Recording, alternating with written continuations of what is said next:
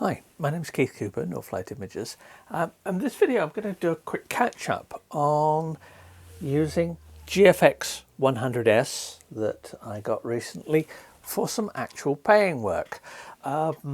It wasn't just a new toy, I did get it for some actual work that I do for the business, and I've learned a few useful bits and pieces, and the good bit is that I am still pleased that I made the choice of getting the camera here.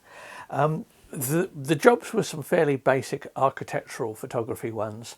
I do quite a bit of photography, not necessarily for the architects for a building, but maybe one of the subcontractors or suppliers who was involved in parts that went into the building. So quite often they want pictures for case studies, things like that, just illustrating pictures that they can use on a website, on an article or something like that. So I got a list of places to go. And as a result of this, I went during the week to several different cities, photographing in the area where I am, photographing some different buildings. Now, first of all, I went off down to Coventry, which is not that far from here. I'm in Leicester in the middle of the UK. And the buildings there, it's some industrial units, great, took some photographs of them, used the TSE24 mounted here with photodiox adapter. So I've got a 24mm tilt shift lens, which I know has the coverage to cover the size, the sensor here. Now, this is not a full medium format sensor. This is a smaller 44x33 medium format sensor, not the sort that you would use for film use. So certainly if you were to try this lens on a larger sensor or on medium format film, you would probably find it wanting if you wanted to do much in the way of shift. However, I know that it works perfectly well. And as part, I was in Coventry, I was in the city centre. I'd never actually been to Coventry Cathedral, so I went in there and took some photographs. Now, interestingly enough, I had my tripod with me. I was using the Rigetti geared head and tripod that I've got, and the camera's mounted. I've got a Rigetti L bracket here with Arca Swiss fittings on it. That's, you know, just for good stable mount. Now, I was using this for some of the other shots, and the cathedral don't allow tripod use. So I thought, right, great, we'll try some stuff, take some shots with handheld.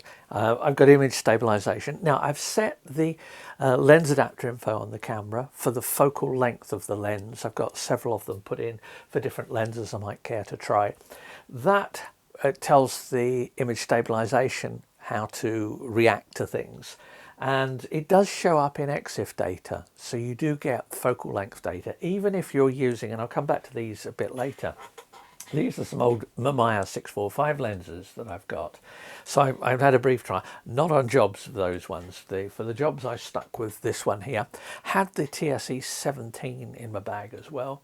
And I didn't actually need it for what I've got, because the nice thing is the coverage you get with this is equivalent to the 17 roughly. Now, these shots here, there's a picture there of a stained glass window. I got these as much as anything to test how good the image stabilization is. Very good. And also how much I can push the files. Since that's one of the things I discovered when I was doing some testing of the GFX, when I borrowed one from Fuji a couple of times, I realized how much you could process the images. And I've had to play around with several different tabs. I've processed these some work images in Adobe Camera Raw. They're fine for that. However, for these particular images, I processed them in DxO Photolab. Now, albeit it's DxO Photolab 5, not the latest one, because the latest one won't run on my Macs. Thanks DxO, they've always been really keen on making sure you've got the latest hardware to run things on, but I've still got a version that runs here, processes the GFX files.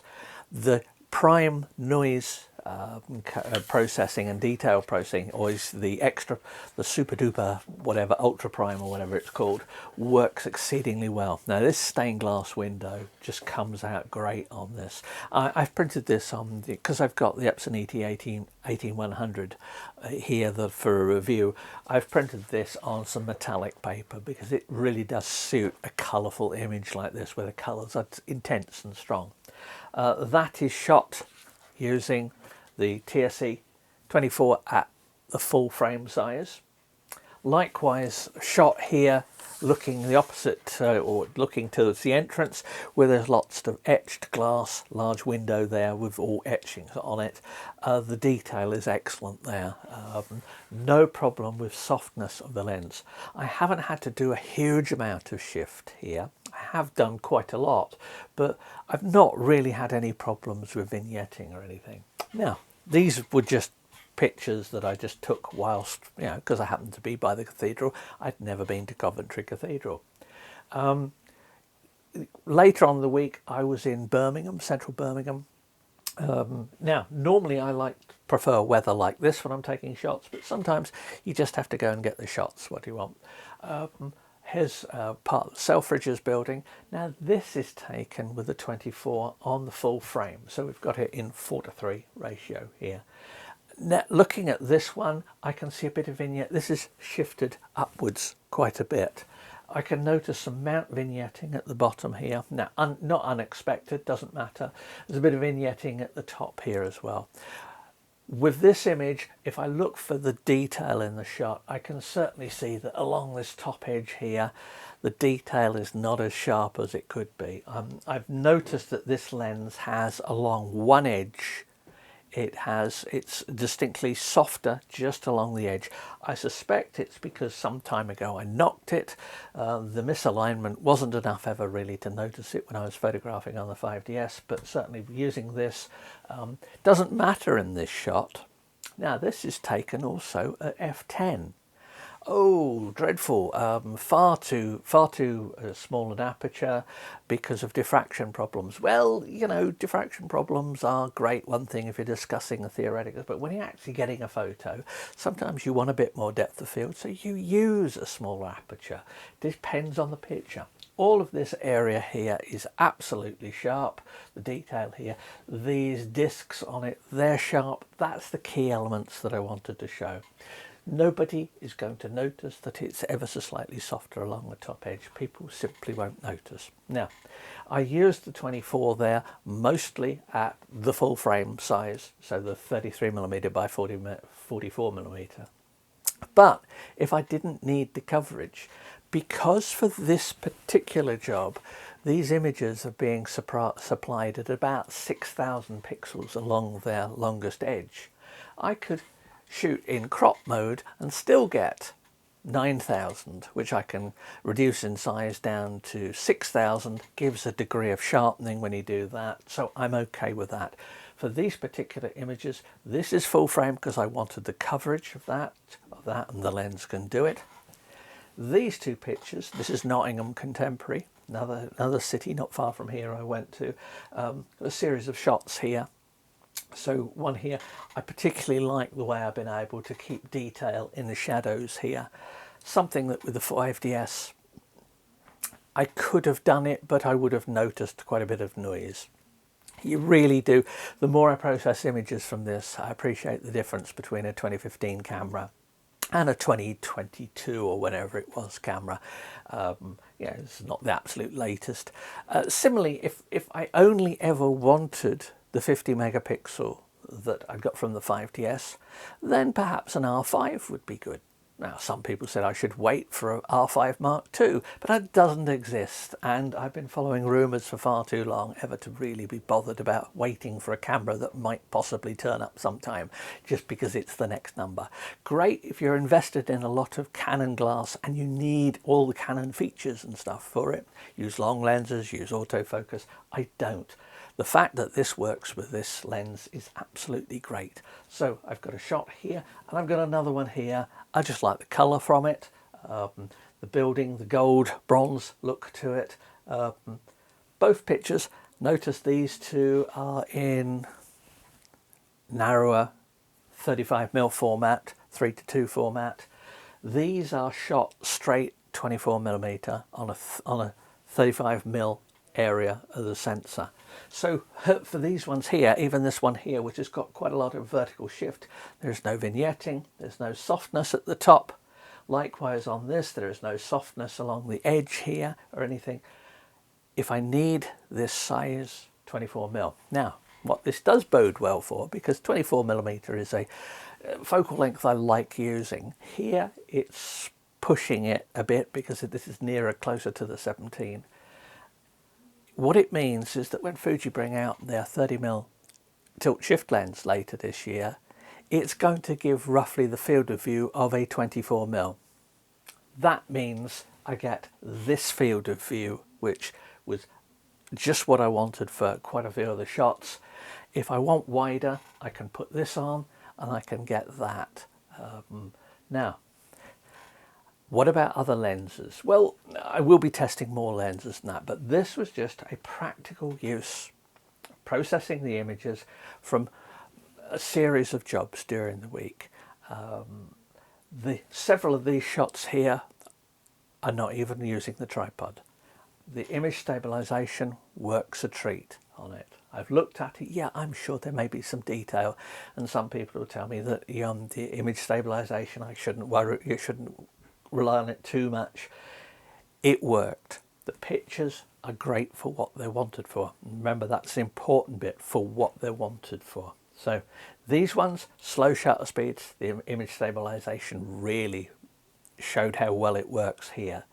Not that slow, we're talking 30th of a second or something like that, but even so, enough for this sort of detail that some people would be concerned over it. These ones, these are sort of 250 or 300th of a second in the sunny weather here. So these ones here, there's not really so much of a problem with it. But the fact that these ones were so sharp gave me confidence to shoot these ones here. This one's on a tripod. Just because the wider you go, the more careful you have to be with just lining things up and getting things correct on it. So one other bit I'll just finish up on is these lenses over here. These are Mamiya 645 lenses, so they're medium format lenses intended for full size medium format. They're old lenses though, and if I put those on an EOS RP 26 megapixel, yeah, standard 35mm full frame size, they work quite well. In fact, I've got tilt shift adapter. I've used them with shift and tilt, and they work quite reasonably. The two strongest ones I always knew were the 55 and the 80mm. The 210, I think it's a little soft.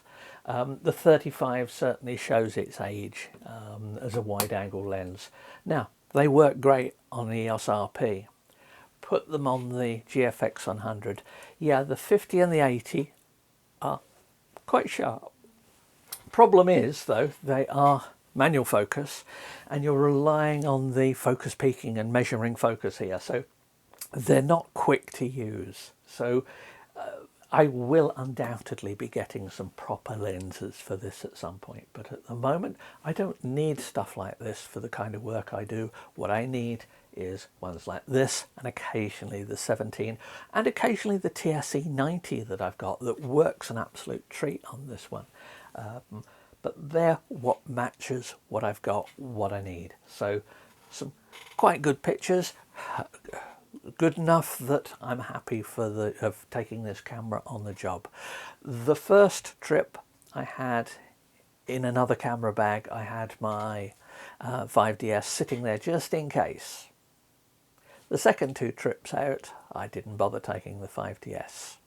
I did make sure I got two cards in the camera here, but no, the confidence was there. And a lot of stuff like this comes from having confidence in using it. These shots in the cathedral are the ones that really gave me the information of how much I could push the files, what I could do with them. Compared to these two images here, these ones here are dead easy to process. Absolutely nothing needs doing them. Anyway, I hope that's of use. I'll be coming back to this in more aspects of using the camera, because I know quite a few people were curious about me making the switch from Canon to Fuji. So far I've only made the switch with the camera body, but I am very pleased with the results. If you've got any questions, let me know, and please do subscribe to the channel. Thanks for watching.